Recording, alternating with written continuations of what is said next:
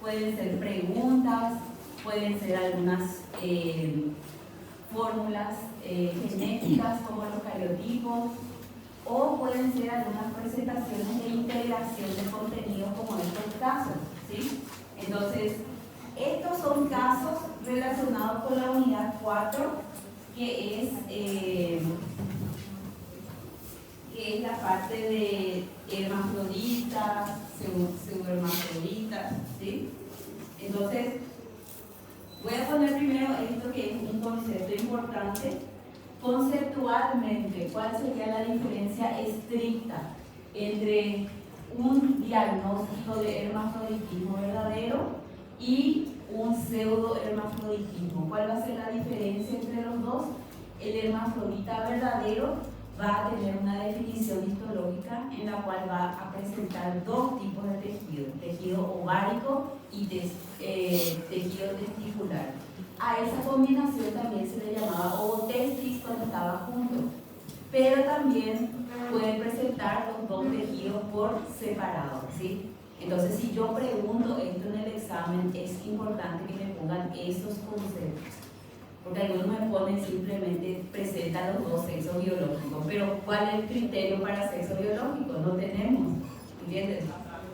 Y aquí también, el pseudohermafrodita, ¿cuál va a ser la característica para el pseudohermafrodita? Si vamos a diferenciar, tiene gónadas de un solo sexo y un solo sexo biológico definido. ¿Quién le va a definir? Justamente las gónadas, o solo testículos o solo ovarios, ¿sí?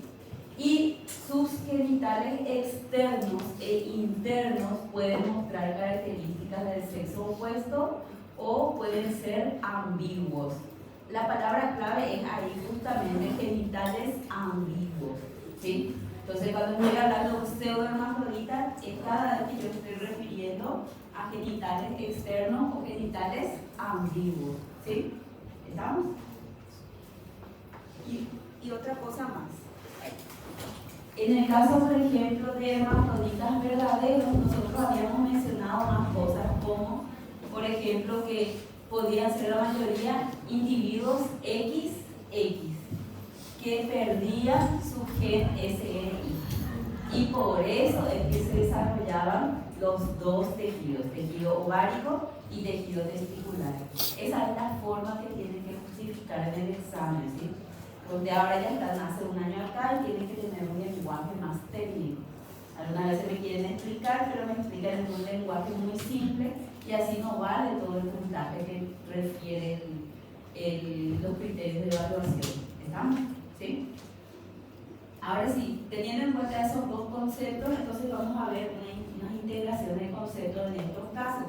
Tenemos el caso 1, dice, caso 1, dos pacientes recién nacidos presentan genitales externos ambiguos. Que nosotros dijimos que cuando se presentaban genitales externos ambiguos, estamos hablando de pseudohermafroditismo. Y el pseudohermafroditismo podía ser masculino o femenino, dependiendo de cuál era el sexo biológico del individuo y también su sexo cariotípico, ¿sí? Ahora vamos a ir con la lectura. Dice, el análisis citogenético revela que el paciente A tiene un cariotipo 46XX, o sea, es femenino. Y el paciente B tiene un cariotipo 46XY, o sea que es masculino cariotípicamente hablando. Tras estudios hormonales se detecta un déficit severo de la enzima 2,1-hidroxilasa en el paciente A y la ausencia congénita de receptores de andrógenos en el paciente B. Y lo que pide el ejercicio es clasifique el tipo de alteración de desarrollo sexual y también discuta el origen de la masculinización o de la feminización según corresponda. Entonces, me tienen que decir, el paciente A, ¿qué es? ¿Tiene Klinefelter, tiene Turner, es hermafrodita verdadero o es pseudohermafrodita? Es pseudohermafrodita. ¿Y es masculino o femenino? femenino, ¿verdad? Paciente A.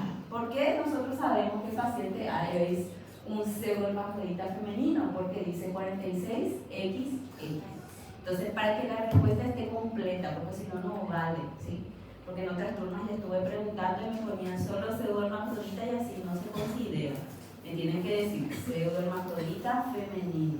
Entonces, este pseudohermafrodita femenino tenía un déficit de la enzima 2,1-hidroxilasa.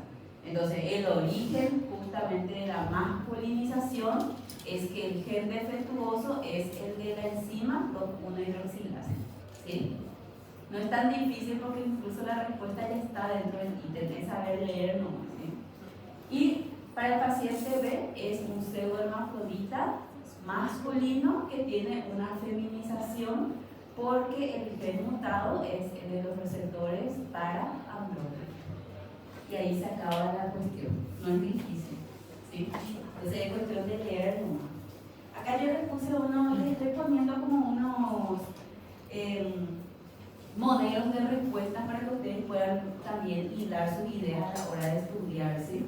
Entonces ahí dice, paciente A presenta pseudohermafroditismo femenino relacionado con hiperplasia suprarrenal congénita. Si se acuerdan de eso en el examen, genial, ¿verdad? Y donde la ausencia de la 2,1-hidroxilasa viriliza un feto genéticamente femenino, ¿sí? Y en el caso del paciente B presenta pseudohermafroditismo masculino relacionado con síndrome de insensibilidad a los andrógenos, donde falla la respuesta a los andrógenos porque eso va a impedir la masculinización externa y resultando como fenotipo femenino a pesar de tener testículos y a pesar de tener cromosoma Y. ¿Sí? ¿Estamos? El segundo caso dice, un embrión genéticamente masculino, 46XY, sufre una mutación que inactiva por completo los receptores celulares de la hormona antimuleriana, pero mantiene intacta la función de las células de Leydig y también la producción de testosterona y de dihidroxitestosterona, DHT.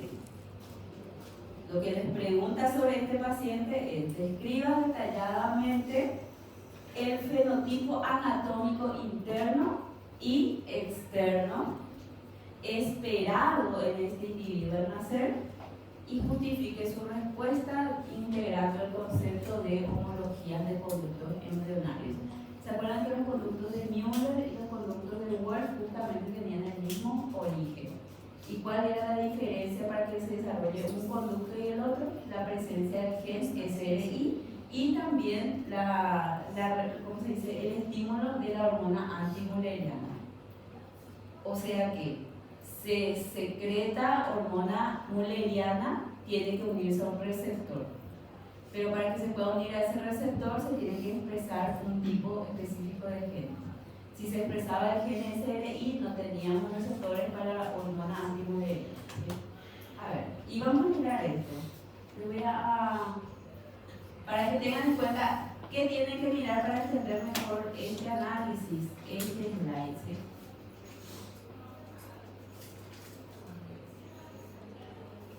Este es de la unidad 4, ¿sí? Unidad 4, parte 1.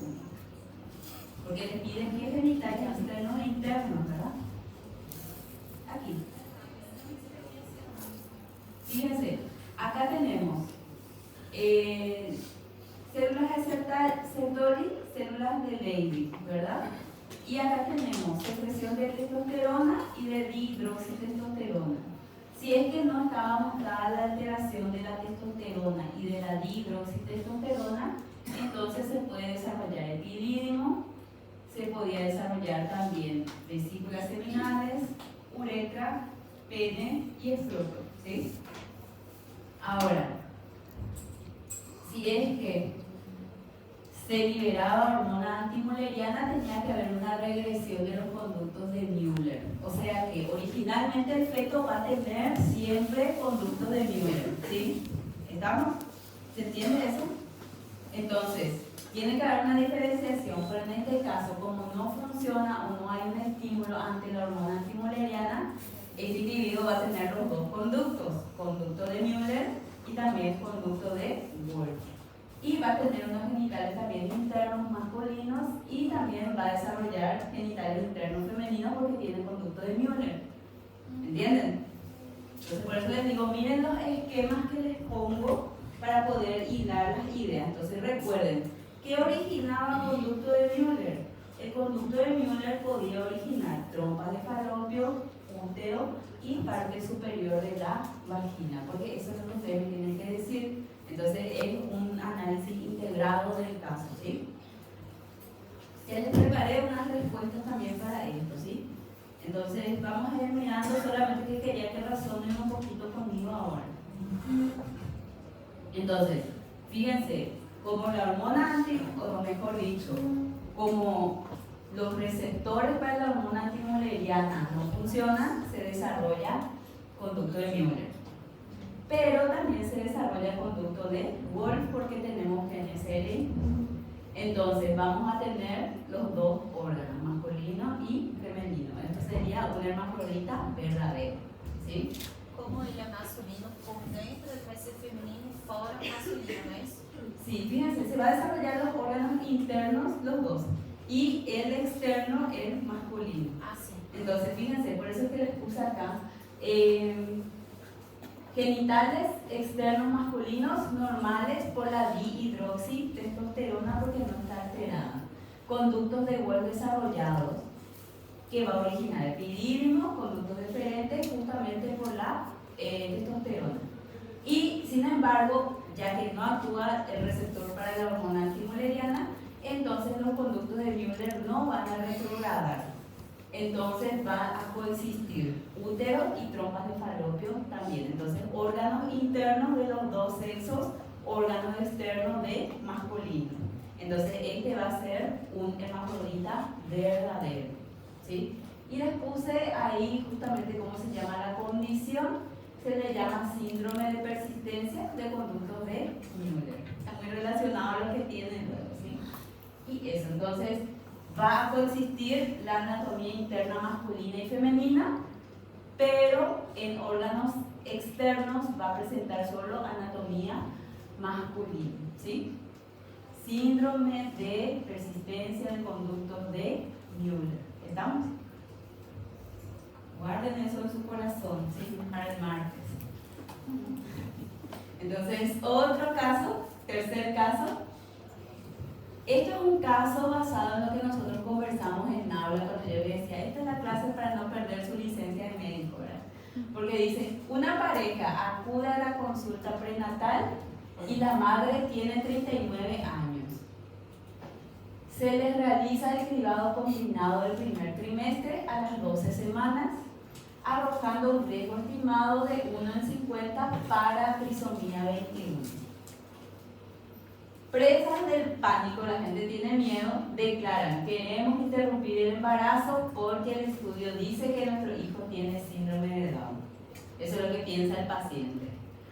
Como médico, usted integre los conceptos de cribado y diagnóstico. ¿Sabemos la diferencia entre cribado y diagnóstico?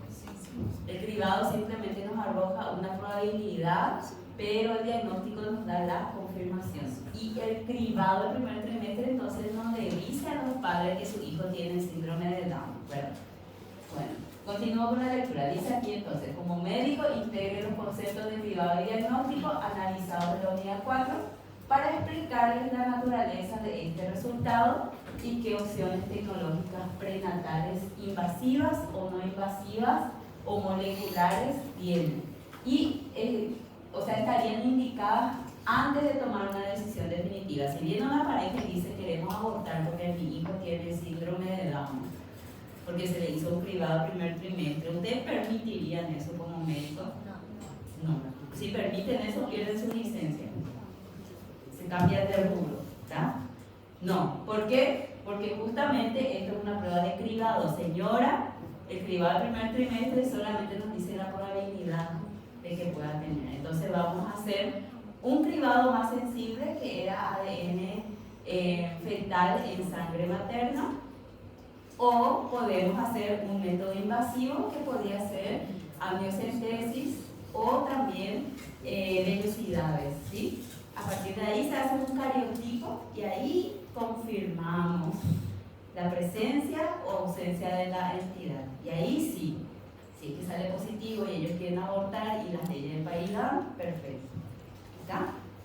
Entonces ya les preparé también acá los modelos de respuesta.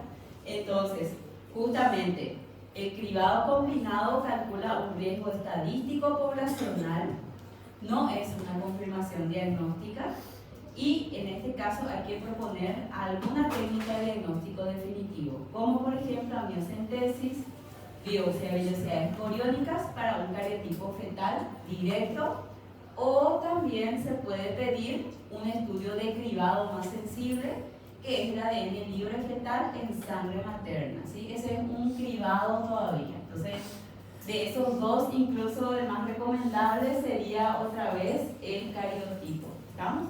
¿Sí?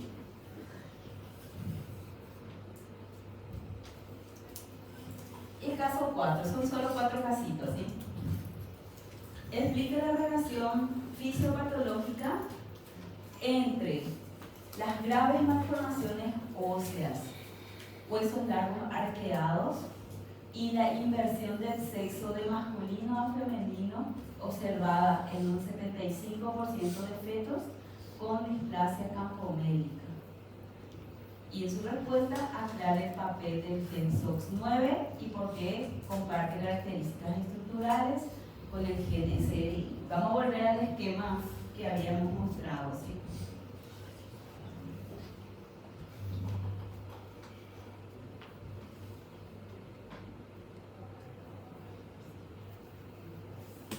Esto está relacionado en unidad 4.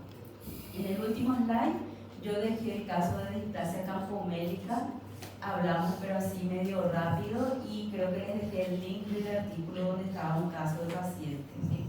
Entonces fíjense, nosotros teníamos que cuando teníamos al gen SRI para el sexo masculino, el gen SRI le tenía que activar al gen SOX9, ¿sí? Y el gen SOX9 activado permitía justamente que ocurra una regresión de conductos de Müller, se produzca testosterona y ocurra el sexo masculino, ¿sí? Ahora, si nosotros tenemos alguna alteración con este gen SOX9, entonces también podemos tener alguna alteración en el desarrollo de los órganos sexuales. Entonces, por eso es que por defecto, en vez de que sea femenino, por más que cariotípicamente sea femenino, va a ser masculino, ¿sí? Y otra cosa más también es la siguiente, aunque la mayoría son fetos masculinos en sí, ¿sí? Y otra cosa también que nosotros habíamos mencionado aquí era lo siguiente, a ver, esto, que el gen SOX9 lo que podía hacer es justamente ayudar para la maduración ósea. Entonces, para la maduración ósea deberíamos tener a los huesos largos así bien rectos. Pero como está defectuoso nuestro gen SOX9, también hay un defecto con la agregación de los colágenos para la maduración ósea. Entonces, en vez de que queden rectos, quedan arqueados porque tienen una pequeña debilidad, ¿sí? ¿Estamos? Entonces, cuando el gen SOX9 falla, ¿qué se produce? Displasia campomélica. ¿Cuáles son las dos características principales? Que prevalece el sexo masculino en el feto, y segundo, que tiene huesos arqueados, ¿sí? Esos son los puntos clave. Entonces, gen SOX9 defectuoso, la enfermedad displasia campomélica. Dos características importantes: el feto siempre va a ser masculino y los huesos van a ser arqueados, ¿sí? Y ya les daré también acá la respuesta.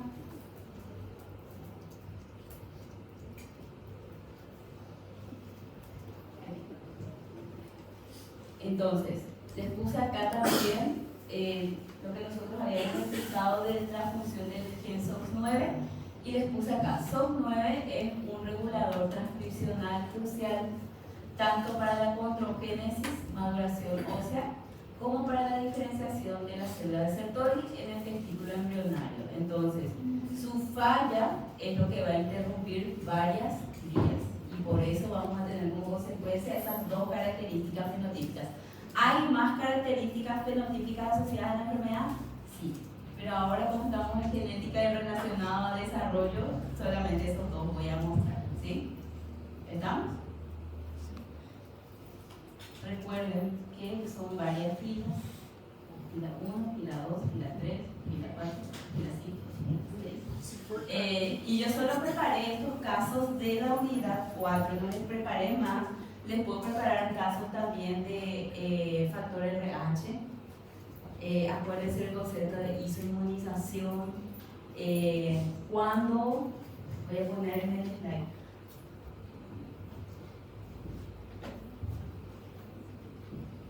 Unidad. Esses 4 casos clínicos, a senhora vai colocar, qual a senhora vai escolher um desses? Fila 1, fila 2, fila 3, fila 4. Entonces a la suerte. Y voy a hacer más. Las variantes, ¿sí? No va a ser así mismo. No vayan a aprenderse de memoria el caso y después yo cambio una palabrita y ahí ya perdieron, ¿sí? Entonces esperen nomás. Por eso les dije con qué van a estudiar cada caso para hilar el concepto. Entonces, en un caso lo que yo pregunto es si ustedes están entendiendo los conceptos. El concepto de hermafrodita verdadero, de pseudohermafrodita, qué es lo que falla en cada caso o qué es lo que podemos encontrar. Por eso primero comencé con los conceptos de hermafrodita verdadero y de pseudohermafrodita, ¿sí? ¿Vamos? Otra cosa también, en unidad 3 nosotros ya hicimos como unos resúmenes de unidad 3, ¿verdad? De la talasemia. Recuerden que la hemoglobina tenía defectos estructurales y también la talasemia, que era defectos en la producción diferente, ¿sí? Anomalías estructurales de la hemoglobina, nosotros teníamos a la anemia falciforme. Para recordarles nada más les pongo casi. Entonces, cuando tenemos un problema estructural de la hemoglobina, por ejemplo, tenemos un reemplazo, ¿verdad? Una sustitución. Entonces se sustituía el ácido glutámico por valina y se desarrollaba la patología que era la anemia falciforme. Yo creo que nosotros ya escribimos eso acá en el cuadro, ¿verdad? Entonces tengan en cuenta lo que nosotros escribimos en el cuadro. Y otra cosa también, alfa talasemia, beta talasemia, por ejemplo. ¿Cuántos genes tienen que mutar para que se desarrolle hidropesía fetal? En la alfa talasemia. Y acá les puse 4 genes de lesionados. Todo eso nosotros anotamos, ¿sí? Entonces pónganle foco a eso. Y aquí también para el grupo, para el factor RH, por ejemplo, el factor RH es importante para saber, o sí es importante y influye para la compatibilidad del feto y la compatibilidad materna. Sí. ¿Por qué? Porque en este caso, si una mujer era RH negativa, ella no puede producir los antígenos feto. Y si el feto es RH positivo, entonces la mujer va a desarrollar su sistema de defensa sobre, o mejor dicho, contra el antígeno D. Y ese va a ser el proceso de isoinmunización en el primer embarazo. Ella va a tener su bebé normal, perfecto. Segundo embarazo, si el bebé vuelve a ser RH positivo, hay el riesgo de aborto porque la mujer ya tiene en su memoria inmunológica el combate para los antígenos D. Entonces, ¿qué va a suceder? Importante que puedo preguntar. En el segundo embarazo se puede utilizar la inmunoglobulina RH entre semanas 28 a 32. Foco con eso, ¿sí? Entre semanas 28 y 32 para poder hacer ¿qué cosa? Eliminar todas las células fetales positivas. Esto puedo preguntar en forma de caso. Puedo decir, una mujer embarazada tuvo RH negativa, su primer embarazo fue RH positivo y está embarazada de nuevo. ¿cuál es la recomendación terapéutica que le damos? Colocar entre la semana 28 y 32 inmunoglobulina. Y les pregunto, ¿cuál es el tratamiento y por qué? ¿Por qué? Porque justamente va a eliminar todas las células fetales positivas de la circulación materna, ¿sí? Tranquilamente en un caso así puede valer 2 o 3 puntos, ¿sí? ¿Entienden? Entonces, por eso les digo, les estoy poniendo así, les estoy diciendo poco, ¿verdad? Porque todo lo que yo pongo como conceptual, puedo preguntar de forma conceptual directa las 10 preguntas, pero también les puedo dar la vuelta y preguntar como un caso. ¿Entienden? Entonces la idea es ahí analizar qué tanto se comprendió la parte teórica. Porque la idea de ustedes, la parte teórica, ustedes se van, cuando terminen la carrera, se van a ir a leer 1000 veces, no importa. Se pueden esquecer las palabras. Pero lo que no tienen que olvidar es el cómo proceder. ¿Entienden? Entonces, por lo menos eso quiero que refuercen. ¿Qué más? Esto, por ejemplo, un niño que tiene eritrolactosis fetal, ¿sí? ¿Qué va a tener en sí? Va a tener una destrucción de glóbulos rojos fetales. Esto puede darse en el caso de incompatibilidad. Entonces, puedo preguntar, hacer una tercera pregunta de ese caso que dije y poner, ¿qué ocurre si no se aplica la inmunoglobulina en la semana 28-32? Entonces el feto puede desarrollar eritrolactosis fetal. ¿Y en qué consiste eso? En que hay una destrucción de glóbulos rojos fetales, se desarrolla una anemia severa, ocurre una hidropesía fetal, o sea, la acumulación de líquido en tejidos fetales, y eso justamente es a consecuencia de la anemia grave. ¿Y cómo puede empeorar aún más esto? Porque se va a acumular bilirrubina por la hemólisis. ¿Y qué pasa si tenemos elevada concentración de bilirrubina? Puede producir daño neurológico severo que se llamaba kernicterus, ¿sí? ¿Estamos? Por ejemplo, pongo así, un caso y digo, un recién nacido que es RH positivo y su madre es RH negativo. Desarrolló kernicterus. Explica el mecanismo. ¿Cuál sería el mecanismo? Este niño tiene kernicterus porque tiene una acumulación de bilirrubina debido a hemólisis. Otra cosa que también tiene, hidropesía fetal. ¿Pero por qué?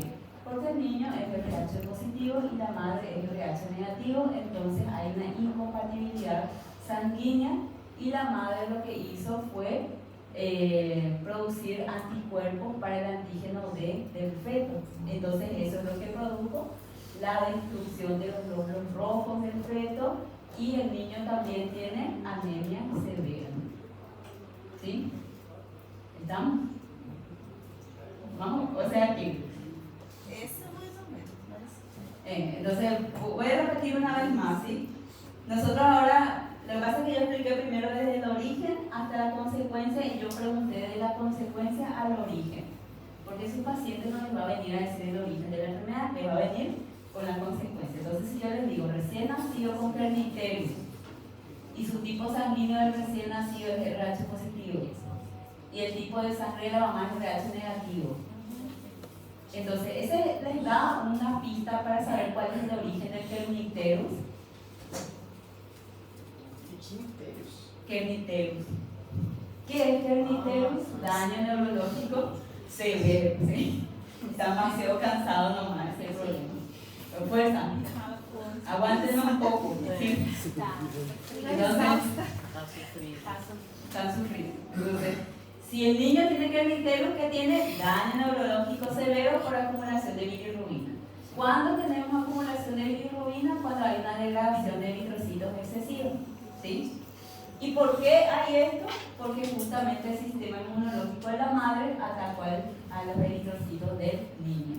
Entonces, claro, aquí hubo una destrucción de glóbulos rojos y eso se tradujo a una anemia severa y también a una hidropesía fetal.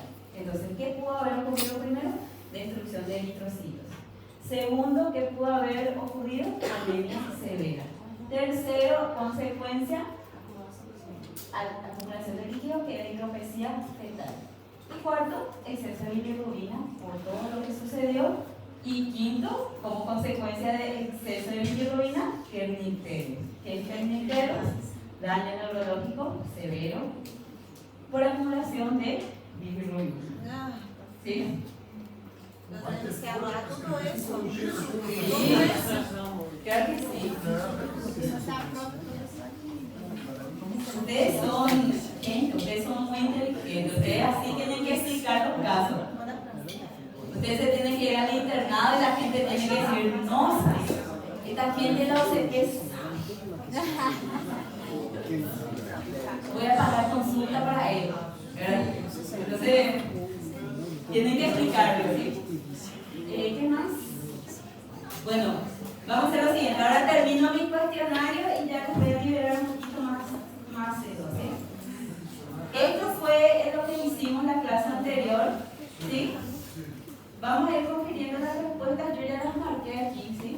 Entonces, el número 1 decía, los gonocitos son totipotenciales y pueden formar cualquier tejido embrionario. Eso es falso. Los gonocitos tenían capacidad meiótica y originaban a los gametos, ¿sí? El número 2 decía, la ausencia del gen SRI en un individuo XY puede producir un fenotipo femenino. Eso es verdadero, porque ahí se forman conductos de Müller.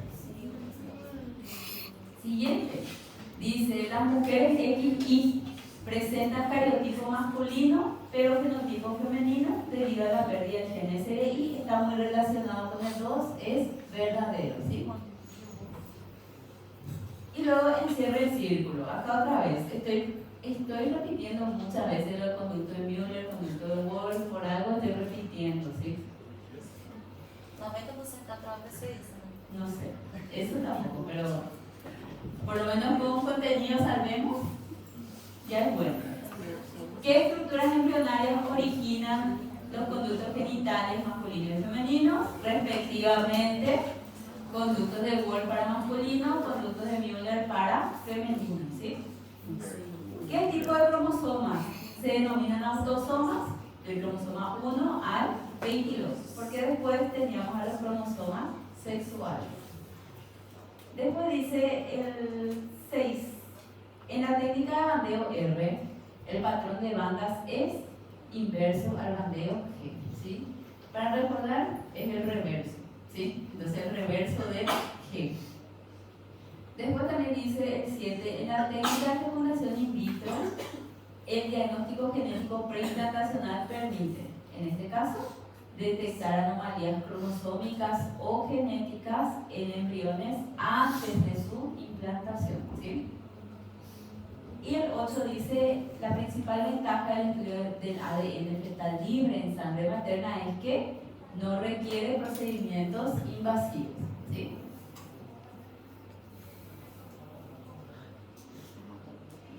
¿Cuál de los siguientes procedimientos se realiza habitualmente entre la semana 16 a 18 de gestación para el análisis de cariotipo fetal? Recuerden que cuando yo expliqué este contenido les dije tienen que saber el momento óptimo de utilización, ¿sí? La respuesta de esto es amniocentesis, ¿sí? Número 10. ¿Qué prueba combina translucencia nucal con análisis de hormonas? El cribado combinado del primer trimestre, ¿sí? Después también dice que prueba postnatal detecta microlesiones o duplicaciones submicroscópicas, la técnica de microarray, ¿sí? Son unas ondas. Pode ver, na 10 ali, translucência nucal com combinado de hormônios. Sí, no les voy a pedir las hormonas en sí, solamente en general les voy a estar diciendo, ¿sí? E também pode perguntar, por exemplo, a semana óptima da translucência nucal. Sí, y eso, y de la tabla. ¿Se acuerdan que yo mostré una tabla? Bueno, estaba el momento de aplicación y el momento óptimo. El momento óptimo es el que tienen que estudiar, ¿sí? ¿Estamos? Les voy a mostrar la tabla para que vean, para que sepan de qué estamos hablando. Esto fue también unidad 4, pero parte 2. Sí. De estos slides estoy hablando, entonces de estos slides lo que ustedes más tienen que saber es el momento óptimo para cada estudio y para qué nos sirve y si es riesgoso o no. Casi todo, ¿verdad? Entonces, recuerden que eso ya lo habíamos mencionado justamente en las clases, ¿sí? Acá está el momento óptimo, semana 12 a 13 para privado, ¿sí? O aquí, ADN está libre a partir de la semana 10, ¿sí? Entonces, la forma de estudiar esto para que no sea muy aburrido es que tengan en cuenta que van a usar esto en su vida cotidiana, ¿sí? Sí o sí van a tener que usar. Entonces, plantéense situaciones problemáticas y piensen, si hago mal esto, yo pierdo mi licencia. Si ustedes piensan así, van a saber todo de memoria, ¿sí? Porque nadie quiere perder su licencia, su registro profesional. ¿Eh? Bueno, voy a continuar, ¿sí? Después también el 10 ya hicimos, 11 ya, 12. El mosaicismo cromosómico se origina por una no disyunción mitótica temprana, ¿sí? Y pueden salir también imágenes, recuerden, habían inversiones, duplicaciones, deleciones, inversión paracéntrica, inversión pericéntrica, translocación recíproca, translocación robertsoniana, todo eso. Profe, las imágenes son de cuál es? Del slide te digo, no sé si ese es el mismo porque este es más lindo que el, creo que era unidad 5. Sí, en unidad 5 estudien. Nosotros habíamos mostrado aquí. Entonces, uno más. Una cosa, fíjense, yo creo que expliqué eso también en clase. Por ejemplo, las monosomías se originaban porque unos gametos no lisómicos se combinaban con unos gametos que eran normales. Y entonces nos daba una monosomía, ¿sí? Y en el caso de la trisomía, los gametos lisómicos se fecundaban con gametos normales y nos daban una trisomía. Esto es anomalías numéricas. Ahora, anomalías estructurales, ¿quiénes eran? Translocaciones recíprocas y robertsonianas. Las robertsonianas son solo entre cromosomas acrocéntricos. ¿Quiénes eran los acrocéntricos? 13, 14, 15, 21 y 22. ¿Sí? También teníamos el caso de las translocaciones robertsonianas que originaban la síndrome de Down. Podíamos tener portadores que tenían su cariotipo balanceado, no desarrollaban la enfermedad, pero podían transmitir la enfermedad a su descendencia. Entonces, en el árbol hay que poner portador, se señalaba con puntito. Nosotros hicimos unos árboles de la familia, ¿cierto?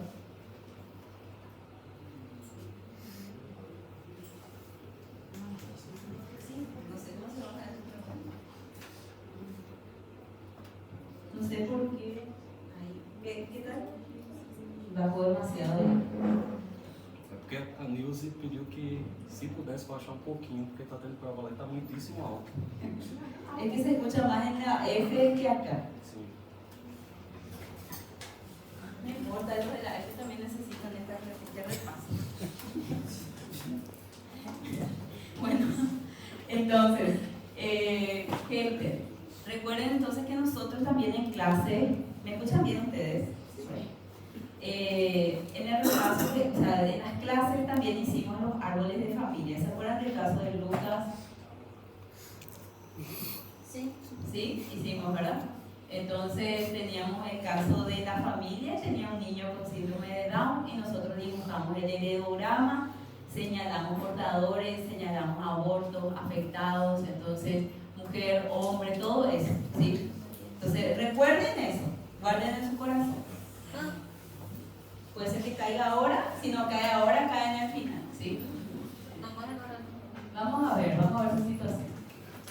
Bueno, ¿qué más? Aquí también, alteraciones estructurales, como las duplicaciones, también teníamos las inserciones, deleciones, tenemos inversiones paracéntricas y pericéntricas, y justamente de aquí es, de este slide lo que pregunté. También los isocromosomas, ¿sí? Entonces, los isocromosomas también podrían causar Turner, ¿sí? Entonces tengan en cuenta eso, que los isocromosomas, los cromosomas en anillos también pueden causar Turner, ¿sí? O sea, Turner puede ser una monosomía por una no disyunción, pero también puede ser por un problema estructural como isocromosomas y cromosomas en anillos, ¿sí? Guarden en su corazón esa información. Y después mosaicismo y quimerismo, también las diferencias. Acá yo ya les puse los conceptos, vayan a sacar y estudiar eso otra vez, ¿sí? Y esto es una foto de un cuadro que ustedes ya tienen también, entonces acá está resumido casi todo el slide. Y recuerden la nomenclatura de citogenética: brazo corto, brazo largo, banda, subbanda.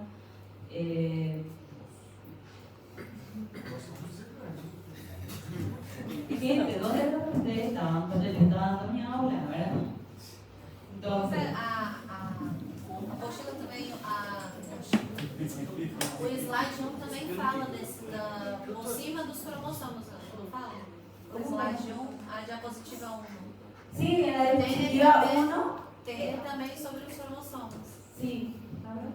Doutor, pode mostrar de novo